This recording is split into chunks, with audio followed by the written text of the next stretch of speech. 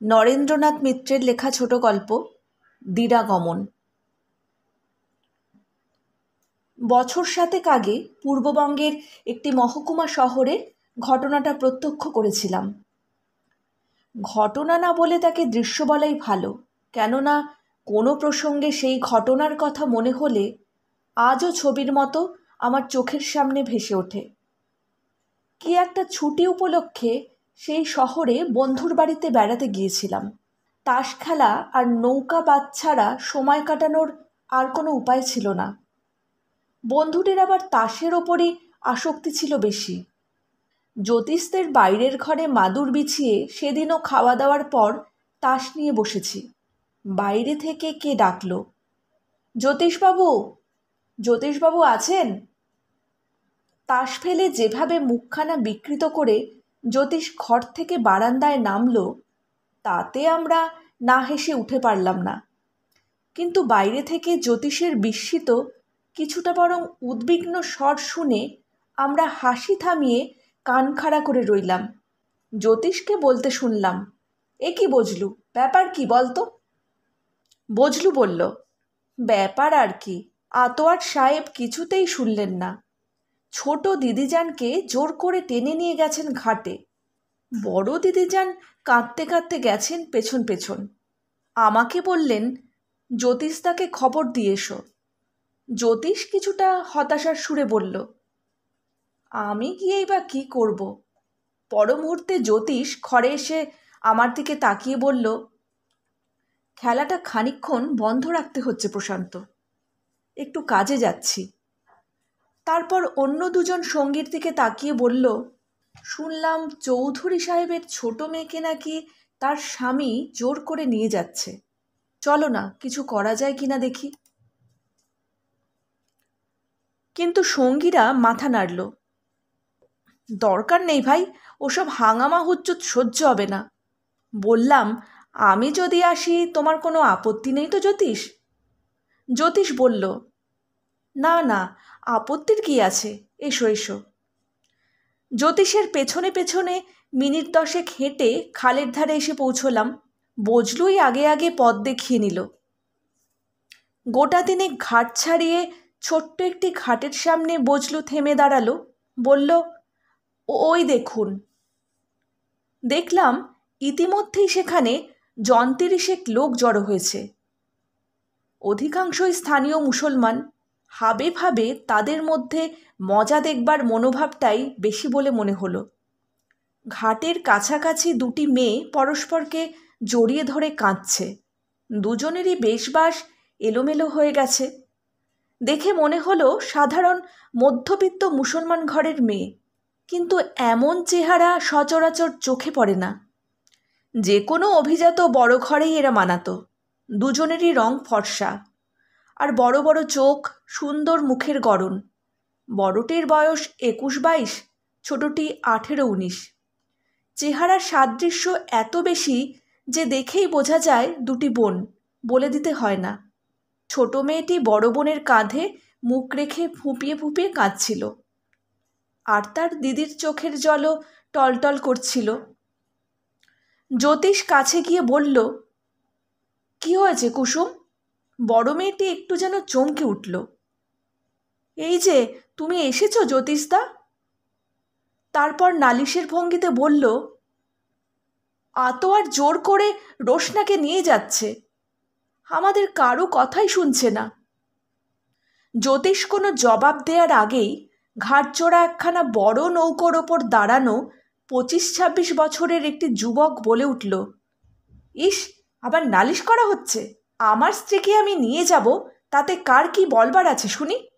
কি করবার ক্ষমতা আছে তোমার জ্যোতিষদার? এতক্ষণে যুবকটির দিকে ভালো করে তাকালাম।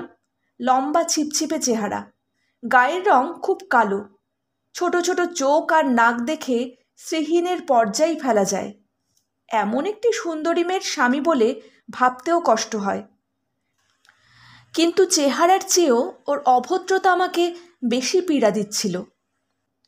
জ্যোতিষ শান্তভাবে বলল, ক্ষমতা অক্ষমতার কথা তো হচ্ছে না আতোয়ার সাহেব।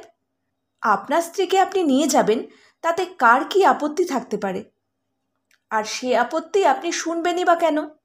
কিন্তু আপনার স্ত্রীর ইচ্ছা অনিচ্ছা বলেও তো একটা জিনিস আছে। এখন যদি না যেতে চায়, বেশ তো, না হয় 2 দিন পরেই নেবেন। লোকটি বিরক্ত হয়ে বলল, আপনার ওকালতি আমি শুনতে চাইনি জ্যোতিষবাবু। যত সব চোরের সাক্ষী গাঁট কাটা, সবাইকে আমি চিনি। তারপর স্ত্রীর দিকে তাকিয়ে হুকুম করল, ভালো চাও তো এখনই নৌকোয় উঠে এসো রোশনা। এটা ঠিক যেন এখানে কেউ তোমাকে ধরে রাখতে পারবে না। খালি নৌকো আমি ফিরিয়ে নিয়ে যাব না। রোশনা জল ভরা চোখে দিদির দিকে তাকিয়ে বলল, দিদি, ওকে বলে দাও আমি যাব না, কিছুতেই যাব না। আতোয়ারের আর ধৈর্য রইল না। নৌকো থেকে এক লাফে ডাঙায় নামল। তারপর রোশেনার এক হাত ধরে হ্যাঁচকা টান দিয়ে ছাড়িয়ে আনল দিদির কোল থেকে। টানতে টানতে রোশনাকে নৌকোয় তুলে বলল, যাব না? দেখি না গিয়ে তুমি পারো কি করে।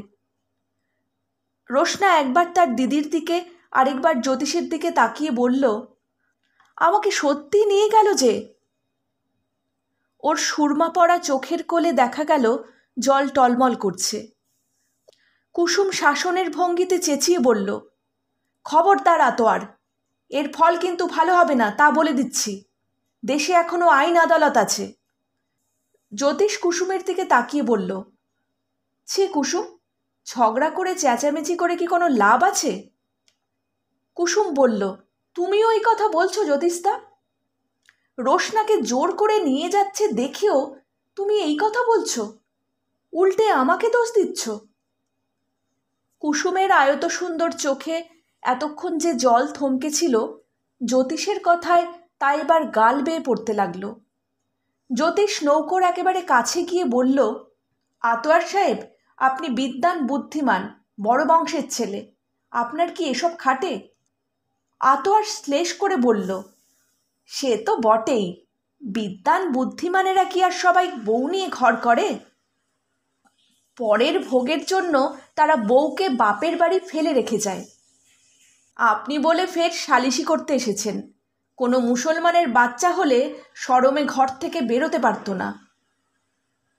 দেখলাম আতোয়ারের কথায় কুসুম আর রোশনা দুই বোনেরই মুখ লজ্জায় লাল হয়ে উঠল। রাগে আর অপমানে জ্যোতিষের মুখও লাল হয়ে উঠল। জ্যোতিষ বলল, আপনি সম্পূর্ণ ভুল বুঝেছেন আতোয়ার সাহেব। ইতিমধ্যে 2-3 জন প্রৌঢ় মাতব্বর গোছের মুসলমান মাঝখানে এসে পড়লেন।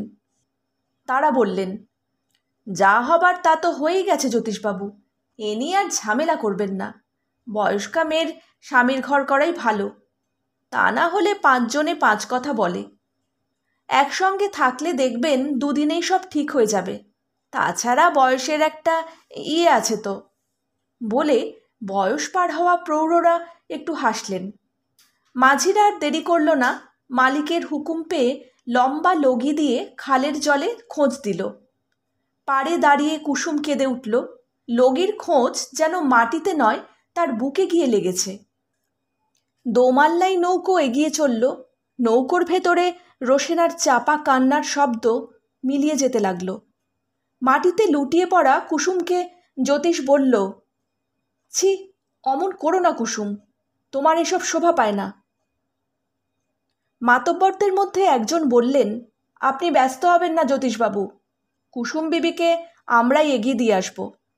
জ্বলন্ত চোখে তাদের দিকে কুসুম একবার তাকালো, তারপর জ্যোতিষের দিকে ফিরে বলল, চলো জ্যোতিষদা। জ্যোতিষ এবার আমাকে লক্ষ্য করে বলল, তুমি বাড়ি যাও প্রশান্ত, মাকে বলো আমি চৌধুরী সাহেবের বাসায় গিয়েছি, খানিক বাদে ফিরব। জ্যোতিষ ফিরে এলো সন্ধ্যের পর। খাওয়া দাওয়া শেষ করে সিগারেট ধরিয়ে দুজনে মুখোমুখি চেয়ার পেতে বসলাম বারান্দায়। একটু চুপ করে থেকে জ্যোতিষ বলল, তুমি বোধহয় খুব অবাক হয়ে গেছো। বললাম, তুমিও কি হওনি? জ্যোতিষ বলল, না, একেবারে তোমার মতো নয়। একটু সবাক না হলে ঘটনাটা তোমাকে বোঝাতে পারবো না, আর তাতে তোমার মনেও কিছু হেয়ালি থেকে যাবে। ছেলেবেলা কুসুম আর রোশনা আমার কাছে পড়তো। ওদের বাবা আমিনার রহমান চৌধুরী বয়সের দিক থেকে এখানকার সবচেয়ে পুরনো উকিল, অবশ্য পশার প্রতিপত্তির দিক থেকে নয়। ভদ্রলোক আমার বাবার বন্ধু এবং অত্যন্ত হিন্দু ঘেঁষা। আমিনর সাহেবের বাড়িতে হিন্দু ছেলেদের ভিড়। আমিনর সাহেবের মেয়েরাও অবধি সকলের সঙ্গে মেলামেশা করে, চায়ের নিমন্ত্রণে ডাকে, চায়ের নিমন্ত্রণে সাড়া দেয়। বিয়ের বছরখানেকের মধ্যে বিধবা হয়েও কুসুম আর বিয়ে করতে চায় না।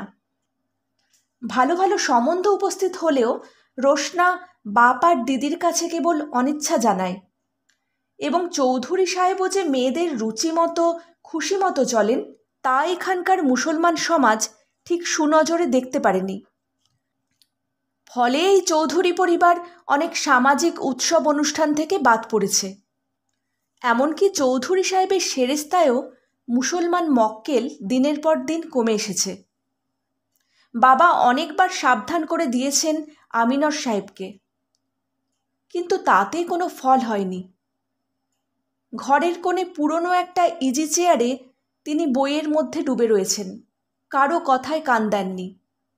ক্রমে সংসারের অবস্থা অচল হবার জো হলো। কিন্তু তার চেয়েও সাংঘাতিক ব্যাপার ঘটল। একদিন তিনি নিজেই অচল হয়ে পড়লেন। তার ডান দিকটা সম্পূর্ণ প্যারালাইজড হয়ে গেল। জমি জমা কিছু করতে পারেননি। ব্যাংকে জমার ঘরও শূন্য প্রায়। আত্মীয় স্বজনও তেমন কেউ নেই। খবর পেয়ে কুসুম সেই যে শ্বশুর বাড়ি থেকে এলো, আর কিছুতেই বাপকে ছেড়ে যেতে পারল না। সংসার চালাবার ভার তার উপরেই পড়ল। এখানকার অভিজাত মহলে ঘুরে আমি ওকে কয়েকটা গানের টিউশন জুটিয়ে দিলাম। দুই বোনেরই গানের রেকর্ড করবার ব্যবস্থা করলাম। হিন্দু মুসলমান শহরের সকল যুবকের নজর গিয়ে পড়ল এই দরিদ্র পরিবারটির ওপর। লোভও বলতে পারো। দুই বোনের রূপগুণের খ্যাতি শুনে দুই বোনের চমৎকার সম্বন্ধ আসতে লাগলো, কিন্তু কেউ তা কানে তুলল না। তারা তিনজনে মিলে যে দুর্গ রচনা করেছে তার মধ্যে আর যেন কারো কোনো স্থান নেই। বাপ মেয়ে বনে বনে এমন অদ্ভুত সম্পর্ক আমি আর কোথাও দেখিনি। কিন্তু লোকে তা শুনবে কেন? নানা রকম নিন্দা অপবাদ রটাতে লাগলো।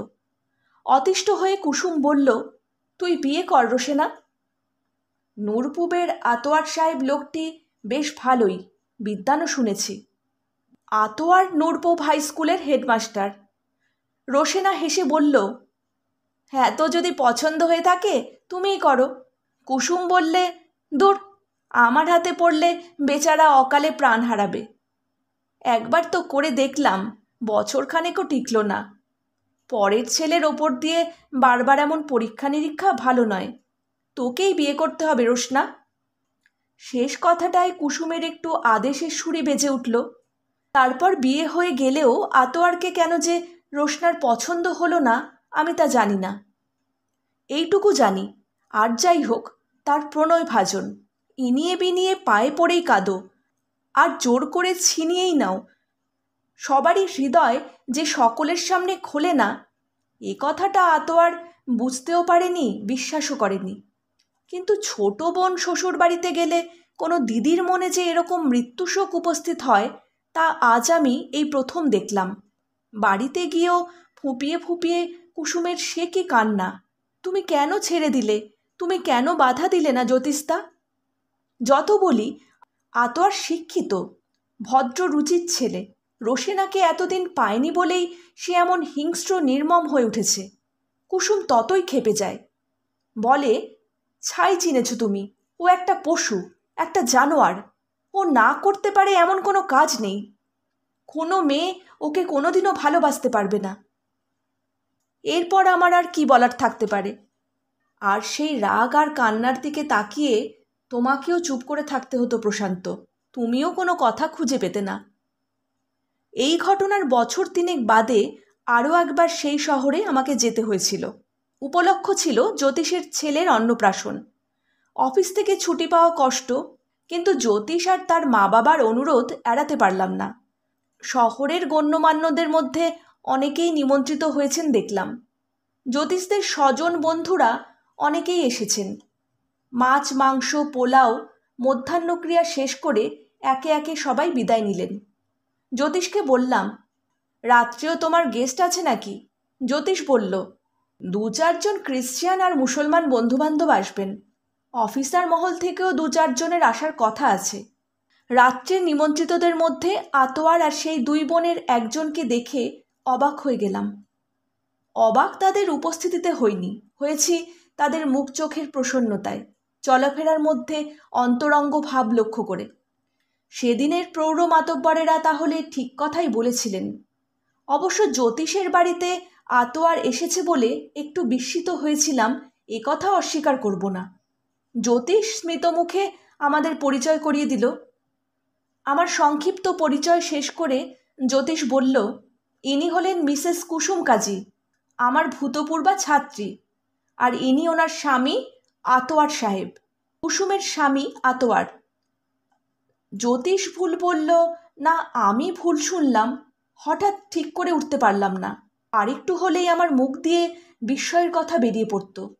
অতি কষ্টে আত্মসম্বরণ করলাম, ওদের সঙ্গে সেলাম বিনিময় করলাম। আমি পরের দিন চলে যাব শুনে সকালে ওরা আমাদের চায়ের নিমন্ত্রণ করল। কথায় কথায় জানা গেল ওরাও কাল 8টা-9টায় চলে যাচ্ছে। অনেক রাত্রে নিমন্ত্রণের ভিড় কাটলে জ্যোতিষকে জিজ্ঞাসা করলাম, আচ্ছা, আমার যেন মনে পড়ছে 2 বোনের মধ্যে বড়টাই ছিল কুসুম আর ছোটটি রোশেনা।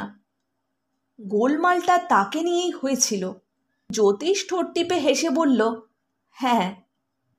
বললাম, তাহলে তুমি ভুল করেছো বলো, রোশেনা বলতে গিয়ে কুসুম বলেছ। জ্যোতিষ বলল, না, আমি ঠিকই বলেছি। যাকে দেখলে সে কুসুমই, রোশেনা নয়। অবাক হয়ে বললাম, কুসুম? সে কেন বিয়ে করতে যাবে আতোয়ারকে? আর কুসুমই যদি হবে তাহলে তার কি 1 বছরে বয়স একটুও বাড়েনি? জ্যোতিষ ঠাট্টা করে বলল, প্রথমে বেড়েছিল, তারপরে ফের কমতে শুরু করেছে। তাছাড়া ও বোধহয় শুধু আর কুসুম নয়, ওর মধ্যে রোশনাও আছে। বললাম, হেয়ালি রাখো। কেন, আসল রোশনার কি হলো? জ্যোতিষ সিগারেট ধরিয়ে বলল, মারাত্মক কিছু হয়নি। আতোয়ার তালাক দেওয়ার পর বছরখানেকের মধ্যেই তার আবার বিয়ে হয়েছে। ভালো ঘর, ভালো বর, ভদ্রলোক সরকারি অফিসার, এখন সপরিবারে করাচিতে আছেন। বললাম, কিন্তু কুসুমের এমন মতি হলো কেন? জ্যোতিষ অদ্ভুত একটু হাসল। মেয়েদের মন বন্ধু, দেবতারাই জানেন না। তবু আমাকে ইশারায় কুসুম যতটুকু জানিয়েছে ততটুকুই তুমিও শোনো। মাতব্বরদের বচন সেবার সার্থক হয়নি। রোশেনা সেবার শ্বশুরবাড়ি যাওয়ার পর 2-3 মাস কাটতে না কাটতেই স্বামী স্ত্রীর ভেতরকার নানা রকম অশান্তি আর অবনিবনার খবর আসতে লাগলো। এর আগেও রোশেনা 2-1 বার স্বামীর ঘরে গিয়েছে, কিন্তু মনোমালিন্যটা কোনোবার এমন চরমে ওঠেনি। মতান্তর কেবল মনে আর বাক্যে নয়, আতোয়ারের হাতও নাকি মাঝে মাঝে চলেছে। দুজনেই অতিষ্ঠ হয়ে উঠল। তালাক দিতে আতোয়ারই এগিয়ে এলো। ছাড়াছাড়ির ব্যাপারে দুপক্ষের মিল হওয়ায় মামলা মোকদ্দমার আর দরকার হলো না। রোশেনা ফিরে এলো কুসুমের কাছে, কিন্তু আগের মতো সেই দিদি সর্বস্বতা আর নেই। মাঝে মাঝে কেমন অন্যমনস্ক হয়ে ওঠে রোশেনা, ঘরের নির্জন কোণে গিয়ে আশ্রয় নেয়। মাঝে মাঝে অন্যরকম মেজাজও আবার দেখা যায়। পুরুষ বন্ধুদের সঙ্গে খুব হই হল্লা করছে। কুসুমকেও বেশ চিন্তিত দেখা গেল। বললাম, ওর আবার বিয়ে দাও কুসুম। আমিনর সাহেবেরও সেই একই মত। সম্বন্ধ ইতিমধ্যেই আসতে শুরু করেছিল। অপপ্রচারের ফলে কিছু অখ্যাতি অপবাদ এদের থাকলেও 2 বোনেরই শিক্ষা সংস্কৃতি রূপলাবণ্য সেই অপবাদকে ছাড়িয়ে গিয়েছিল। 2-1টা সম্বন্ধ নাকচ করা হলো। তারপর এলেন সেই অফিসার, বেশ সুদর্শন চেহারা, মিষ্টি কথাবার্তা, চোখে মুখে বুদ্ধির ছাপ। দেখে রোশেনা খুশি হলো, কুসুমও। আনাগোনা খোঁজ খবরে আরও 2 মাস কাটল। তারপর তার সঙ্গে রোশেনার বিয়ে হয়ে গেল। আমি বললাম, খবরদার ফের যেন কান্নাকাটির কথা না শুনি। রোশেনা ঠোঁট টিপে হাসল। আরও মাসখানেক কাটল। কুসুম টিউশন করে, মক্কেলদের দলিলপত্র বাবাকে পড়ে শোনায়। প্রহরীদের সঙ্গে আলাপ করে আর অবসর সময় সেতার বাজায়। একদিন টিউশন থেকে ফেরার পথে আতোয়ারের সঙ্গে কুসুমের হঠাৎ দেখা হয়ে গেল। কি একটা মোকদ্দমার সাক্ষী হয়ে আতোয়ার শহরে এসেছিল। ভূতপূর্বা শালীর মুখোমুখি পড়ে যাবে ভাবেনি। প্রথমটায় দুজনে অপ্রস্তুত হয়ে গেল। তারপর আতোয়ার বলল, আপনার বাবা কেমন আছেন? কুসুম লক্ষ্য করল আতোয়ারের চেহারা ভারী খারাপ হয়ে গেছে। রোগাটে মুখ, চুলগুলো উস্কো খুস্কো, শরীরের দিকে কোনো রকম নজর নেই। আতোয়ার বলে যেন তাকে চেনাই যায় না। একটু চুপ করে থেকে কুসুম বলল, একই রকম আছেন, চলুন না তার সঙ্গে দেখা করে যাবেন। আতোয়ার একটু ইতস্তত করে বলল, তো তিনি বিরক্ত হবেন না তো? এই কি আতোয়ারের গলা, আতোয়ারের ব্যবহার! কুসুম লজ্জিত হয়ে বলল, না না, বিরক্ত হবেন কেন, চলুন। চৌধুরী সাহেব ভূতপূর্ব জামাইকে দেখে খুশি হলেন। এত সব কাণ্ড কারখানার পরেও যে আতোয়ার তাকে দেখতে আসবে তিনি তা আশাই করেননি। আদর করে তিনি আতোয়ারকে পাশে বসতে দিলেন। এত আদর জামাই থাকাকালেও বোধহয় আতোয়ার পায়নি। চৌধুরী সাহেবের আজ আর কোনো ক্ষোভ নেই, কোনো বিদ্বেষ নেই, কারণ পরের বারের বিয়েতে রোশনা সুখী হয়েছে। আতোয়ারের চেহারার দিকে তারও চোখ পড়ল। বললেন, কোনো অসুখ বিসুখ হয়েছিল নাকি? চেহারা এত খারাপ হয়ে গেছে যে? ম্লান হেসে আতোয়ার জবাব দিল, না। চৌধুরী সাহেব খানিকক্ষণ কি যেন ভাবলেন, তারপর লজ্জার ভঙ্গিতে জিজ্ঞেস করলেন, বিয়ে টিয়ে করেছ তো? এবার আর আতোয়ার হাসল না, মৃদুস্বরে বলল, না। চৌধুরী সাহেব ছোট একটা নিঃশ্বাস চাপলেন। কুসুম উঠে যেতে যেতে বলল, যাই, তোমার জন্য চা নিয়ে আসি বাবা। চৌধুরী সাহেবকে চা দিতে এসে আতোয়ারকে লক্ষ্য করে কুসুম বলল, কাজী সাহেবের আমার হাতের চা খেতে কোনো আপত্তি নেই তো? চৌধুরী সাহেব মেয়ের দিকে ভ্রুকুটি করলেন। আতোয়ার অদ্ভুত একটু হাসল, বলল, তাই শুনে বুঝি চায়ের ব্যবস্থা হবে? কুসুম বলল, তাছাড়া কি, মিছিমিছি ফেলে কি হবে, তাহলে দয়া করে চলুন ও ঘরে। পাশের ঘরে গিয়ে আতোয়ার দেখল কেবল চাই নয়, ছোট একটু জলখাবারেরও আয়োজন করা হয়েছে। আতোয়ারকে খেতে দিয়ে কুসুম বলল, ভেবেছিলাম নাওয়া খাওয়া বোধহয় আপনি ছেড়েই দিয়েছেন। এক টুকরো মিষ্টি ভেঙে মুখে দিতে দিতে আতোয়ার বলল, কেন? কুসুম বলল, কেন কি জানি। কুসুমের পাতলা ঠোঁটে শানিত একটু হাসি ছিলিক দিয়ে উঠল। আতোয়ারের মুখ অত্যন্ত করুণ আর বিবর্ণ দেখালো। মনে হলো একটা তীর গিয়ে তার বুকে বিঁধেছে। মিষ্টিটুকু কোনো রকমে খেয়ে আতোয়ার বলল, আপনি সত্যি কথাই বলেছেন। কুসুম বলল, তাই নাকি? তাহলে তাড়াতাড়ি একটা বিয়ে করে ফেলুন না। আতোয়ার ম্লান মুখে একটু হাসল, তারপর বলল, এবার তাহলে চলি।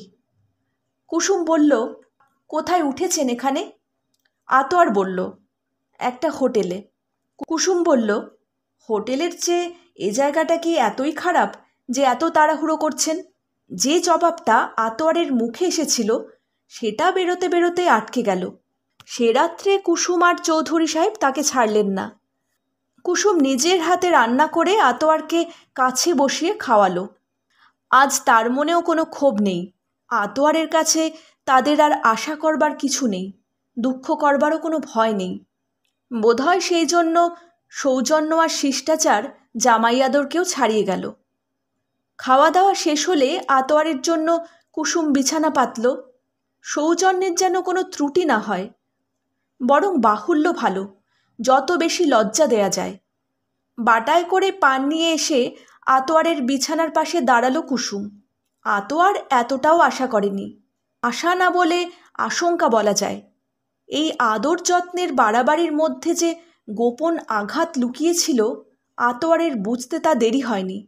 খানিকক্ষণ চুপ করে থেকে আতোয়ার বলল, যত্নটা রোশনাও জানত। কুসুম বলল, তার মানে? আতোয়ার মুখ ফিরিয়ে বলল, মানে আবার কি? রোশেনার কথা উঠে পড়ায় কুসুম যেন একটু লজ্জা পেল। মৃদু কণ্ঠে বলল, আপনি তাকে এখনও ভুলতে পারেননি? আতোয়ার বলল, ভোলা কি এত সহজ? কুসুম বলল, কি ভুলতে পারেননি? তার জ্বালা? আতোয়ার কোনো জবাব দিল না। রোশেনার জন্যে মনে মনে অদ্ভুত এক ধরনের আনন্দ আর গর্ব বোধ করল কুসুম। ত্যাগ করেও আতোয়ার যে তাকে ভুলতে পারেনি, বরং নতুন করে যে তার মূল্যবোধ করতে শুরু করেছে, এতে কুসুমদেরই জয়। রোশেনার যাতে সুখ, যাতে আনন্দ, যাতে অহংকার, তাতে কুসুমেরও অংশ আছে যে। আচার আচরণে, শিক্ষা দীক্ষায় রোশেনা যে তাকেই অনুসরণ করেছে। এমনকি সাজসজ্জাটি পর্যন্ত কুসুমের কাছ থেকে শিখেছিল রোশেনা। কিছুক্ষণ চুপ করে থেকে কুসুম বলল, তার কথা থাক কাজী সাহেব, সে এখন পরস্ত্রী। আতোয়ার যেন চমকে উঠল। রোশেনা পরস্ত্রী, এটা যেন নতুন করে অনুভব করল, যেন নতুন একটা তীর এসে তার বুকে বিঁধল। একটু পরে কুণ্ঠিত ভঙ্গিতে আতোয়ার বলল, আমাকে মাপ করবেন কুসুম বিবি। কুসুম অপ্রতিভ হয়ে বলল, না না, মাপ করবার কি আছে, কিন্তু আপনি তাকে এত ভালোবাসতেন? আতোয়ার বলল, সে কথা কাউকে বোঝাতে পারিনি, এই দুঃখই রয়ে গেল। নিজেও কি এমন করে সেদিন বুঝতে পেরেছিলাম? কুসুম কোনো জবাব দিল না, কিন্তু আতোয়ারের কথার সুর তার মনের মধ্যে কেমন এক বেদনার সৃষ্টি করল। অথচ দুঃখের কোনো কারণই তো আর নেই। রোশেনা তো আজ সম্পূর্ণ সুখী হয়েছে। আতোয়ার চলে যাওয়ার সময় চৌধুরী সাহেব বললেন, আর একদিন এসো বাবা। আতোয়ারের মনে হলো কেবল মৌখিক ভদ্রতা নয়, এর মধ্যে কোথাও যেন মনের স্পর্শ রয়েছে। কুসুম মুখে কিছু বলল না, বোধহয় বলতে বাধল বলেই। কিছুদিন বাদে আতোয়ার হঠাৎ আরেক দিন এলো। কুসুম বলল, তবু ভালো, আমরা ভাবলাম বুঝিবা ভুলেই গেলেন। যেখানে ভুলে যাওয়াই স্বাভাবিক, ভুলে যাওয়াই দুপক্ষের কাম্য, সেখানে যে অভিযোগটা নিতান্তই লৌকিক। তবু কুসুমের বলার ধরনে কথাটা সেরকম শোনালো না। ও কথার কোনো জবাব না দিয়ে বলল, আমাকে দেখে খুবই অবাক হয়েছেন বোধহয়। কুসুম বলল, না না, অবাক হব কেন? শোবার সময় কুসুমের বাটা থেকে একটা পান তুলে নিয়ে আতোয়ার বলল, কিছু যদি মনে না করেন একটা কথা বলি। কুসুম বলল, বলুন। আতোয়ার বলল, কেবল এই পান দেয়াই তো নয়, চলাফেরা কথাবার্তায় আপনারা দুবোন একেবারে একই রকম। চেহারার মিল তো সকলেরই চোখে পড়ে, এ কথা বাদ দিচ্ছি, কিন্তু আপনাদের স্বভাবেরও খুব মিল আছে। কুসুম লজ্জিত হয়ে চোখ ফিরিয়ে নিল, বলল, ওসব কথা তুলে লাভ কি? আতোয়ার বলল, কিছু একটা আছে, এখানে এলে মনে হয় তাকে একেবারে হারাইনি। কুসুমের বুকের ভেতরটা থরথর করে কেঁপে উঠল। আসা যাওয়ার সময়ের ব্যবধানটা আরও কমতে লাগলো। আতোয়ার না এলে কুসুম তাকে নিমন্ত্রণ করে পাঠায়। আলাপটা প্রথমে রোশনাকে নিয়েই আরম্ভ হয়। কুসুম তার কখানা চিঠি পেয়েছে, নতুন জায়গায় গিয়ে তারা কেমন আছে, কীরকম সমাজের সঙ্গে তাদের মেলামেশা, তাদের ঘরকন্যার খুঁটিনাটি সব কুসুম আতোয়ারকে শোনায়। একটি সুখী সংসারের ছবি তার সামনে তুলে ধরে। এর মধ্যে যে কোনো রকম নিষ্ঠুরতা আছে, কুসুমের তা মনে হয় না। আতোয়ারের চোখ মুখ দেখে বোঝা যায় না যে সে কোনো রকম কষ্ট পাচ্ছে। তারপর দুজনেই দুজনকে বুঝতে পারল। মুখে স্বীকার না করলেও কথাটা কারো কাছে গোপন রইল না। আসলে নেপথ্যচারিণী রোশেনা হলো উপলক্ষ, তাদের দুজনের মধ্যে আলাপের সেতু। সেই সেতুর ওপর দিয়ে নানা প্রসঙ্গের আলোচনা চলতে লাগলো। আরও কিছুদিন পরে আতোয়ার একদিন বলল, রোশেনার কথা আজ থাক, সে এখন পরস্ত্রী। কুসুমও তাই চাইছিল। বোনের ছদ্মবেশ পরে থাকতে তার আর ভালো লাগছিল না। আরেকজনের ওড়না সরিয়ে এবার সে নিজের মুখ বার করল। কুসুমের সঙ্গে আতোয়ারের বিয়ে, সারা শহর এ খবরে আবার চঞ্চল হয়ে উঠল। কেউ কেউ বলল, ছি ছি, এক মেয়ে দিয়েও আমিনর সাহেবের শিক্ষা হয়নি, আবার আরেক মেয়েকে দিচ্ছেন, বুড়োর ভীমরতি হয়েছে।